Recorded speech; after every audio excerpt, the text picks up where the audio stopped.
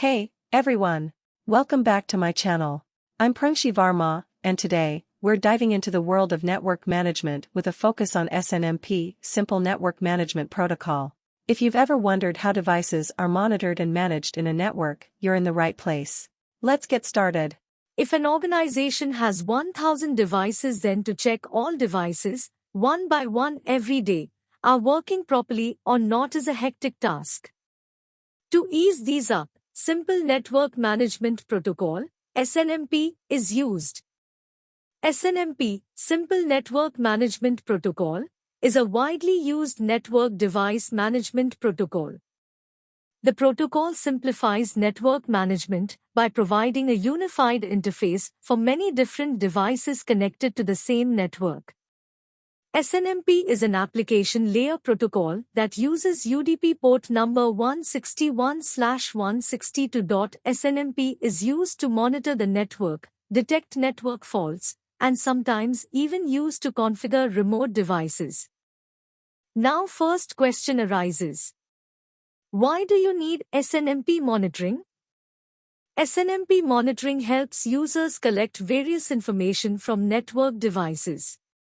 Since many device manufacturers support SNMP, it is easy to collect data from various network devices, NS appliances, printers, and scanners, and process it in monitoring software. Using SNMP to monitor and manage network devices also improves customer experience because it enables the administrator to anticipate demands and quickly resolve any network errors. There are multiple advantages to using SNMP. Suitable for all businesses. Since SNMP works with almost all device types, it can be used for a complete monitoring setup in both small network environments and large networks with many components. The utility can easily retrieve various types of data, such as the toner level in a printer or the temperature in a server room. Straightforward monitoring. Almost all manufacturers include an SNMP agent in their devices, so there is no need to install third-party software to enable monitoring.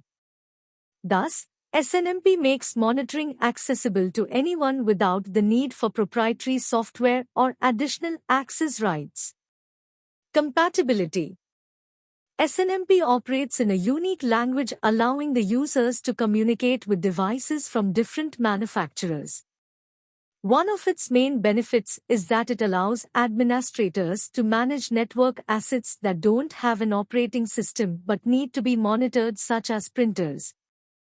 SNMP's uniformity makes it compatible with any operating system, including Windows, Linux, macOS, or Java virtual machines. Let's move forward. Let's discuss SNMP components. An SNMP system contains the following key components. A network management system, NMS, manages network elements on a network. SNMP agent, the software that runs on the monitored hardware or service, collects metric data, and performs the requested operations in the MIB of the managed device. A management information base, MIB. The MIB is an information database that contains the managed device parameters. Managed device, a node on the network, routers, access servers, switches, hubs, etc., containing the SNMP agent and the MIB, management information base. All the components work together, allowing network engineers to extract information from network devices, regardless of the vendor, device type, or the software powering the device. The following diagram shows the basic SNMP components and communication path. Let's discuss it in detail. SNMP Manager. The SNMP Manager, or SNMP Server, is a centralized management station responsible for communicating with the devices running the SNMP agent. The manager sends requests to the SNMP agent and receives responses at regular intervals. It is usually a machine that runs one or more network management systems. The key functions of an SNMP manager are to send queries and requests to SNMP agents, receive the responses from SNMP agents, set or change different variables in SNMP agents, acknowledge asynchronous events from agents. SNMP agent. The SNMP agent is a piece of software contained within a network device used to monitor and manage those devices in a network. Enabling the agent allows it to accept queries and requests from SNMP managers and respond by providing the device status and required metrics or by setting the requested variable. The agent obtains the necessary data from the MIB of the managed object. Depending on the type of device, the SNMP agent can be standard or vendor-specific. The key functions of an SNMP agent are to collect data about its local environment, store and retrieve data from the MIB, notify the manager about an event, act as a proxy for some non-SNMP manageable network nodes. Next component we have SNMP port. SNMP has two default port numbers it utilizes to send UDP data packets when sending or responding to a request. Port 161, used when the NMS sends requests to the SNMP agent. If you want to change the default NMS port number, ensure that the port number used for sending requests and by the SNMP agent for responding to requests is the same. Port 162, used by the SNMP agent to send traps or informs to the NMS. When changing the port number, make sure it is the same as the one used by the NMS for receiving traps and inform messages. Next components are managed device. A managed device is a network node that contains an SNMP agent. Almost every device in a network, example, routers, switches, servers, printers, etc., functions as a managed device. The NMS monitors and controls the managed devices using three SNMP commands. The read command, used by the NMS for monitoring managed devices. The write command, used by the NMS for controlling managed devices. The trap command, used by the managed devices to report events to the NMS. The NMS polls devices periodically, querying for status information or sending configuration changes when needed. MIB. The Management Information Base, MIB, is a data structure that contains local network device values that can be collected, configured, and modified. It is a text file describing all data objects used by a particular device that can be queried or controlled via SNMP. And next one is OID. The MIB contains many managed objects identified using object identifiers, OID. An OID is a numeric MIB identifier used to distinguish between different devices in the base. The system uses the OIDs to access MIB managed objects. Alright, let's move forward and discuss SNMP versions. There are three versions of SNMP. SNMP v1. It uses community strings for authentication and uses UDP only. SNMP v2c. It uses community strings for authentication. It uses UDP but can be configured to use TCP. SNMP v3.